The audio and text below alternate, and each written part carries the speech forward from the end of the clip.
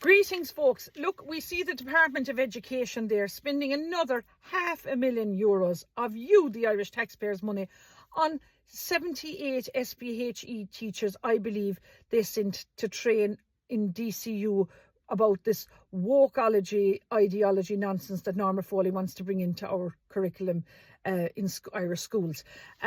Look, I just believe that Norma Foley and Roderick O'Gorman, what they're trying to do to our children is just nothing short of child abuse. Let's call a spade a spade. It is child abuse what they're doing. But look, myself, as a concerned mother and parent, I am now organising a peaceful protest outside Norma Foley's constituency office for next Sunday, the 20th of October at midday. And I'm reaching out now to every parent, you know, every politician, you know, every grandmother, you know, every teacher, principal, SNA, you know, members of the clergy of the Catholic Church, to come out now and make a stance and, you know, put it up to Norma Foley on Sunday and say, we're not accepting this wokeology ideology and pornography ideology into our schools to destroy our kids' innocence. Look, we also see tomorrow there's going to be a big showdown now in the Shannon because they're trying to deal with all aspects and all stages of the hate speech bill without letting the senators even know the amendments that they are proposing. Look, the bill's gender provisions remains unexplained. Elon Musk, the guy that owns Twitter, has aroused significant criticism about sections of the hate speech bills. Look, our TDs and senators are kept in the dark now by our Justice Minister, Helen McEntee. The arrogance of this cobbled together Irish government.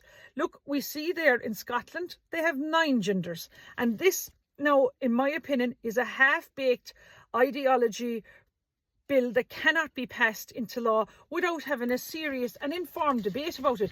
In fact, I'd nearly even go as far as saying that this should be brought to referendum before the Irish people, because let the Irish people decide if their freedom of speech, if they want to vote yes or no to freedom of speech. Why should it be down to these traitors who are trying to have some other world agenda by trying to take away our freedom, our constitutional rights to free speech? It's an actual joke. Like, I'm requesting now Mattie McGrath and Carol Nolan, will you ever get up out of the seats in the Dáil and walk out and say, we're calling a general election? Because, you know, everyone now wants it. You know, we're sick of waiting for Simon Harris to call on it. So TDs and senators now need to walk out of the Dáil and a general election needs to be called.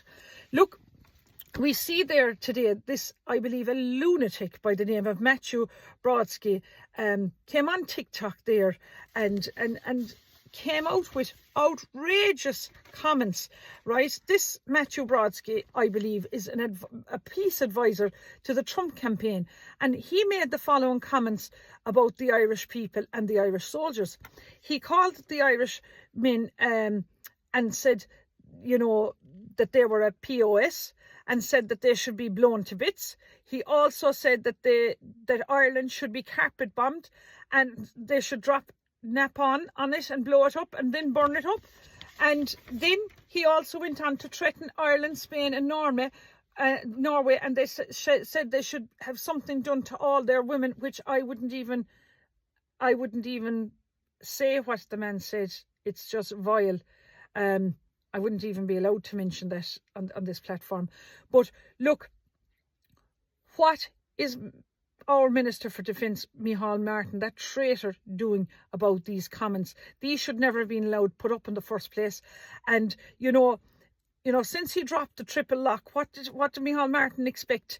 You know, there we have our Irish soldiers, like, you know, young Irish soldiers fighting as peacekeepers in the face of Israel invasion there into Lebanon.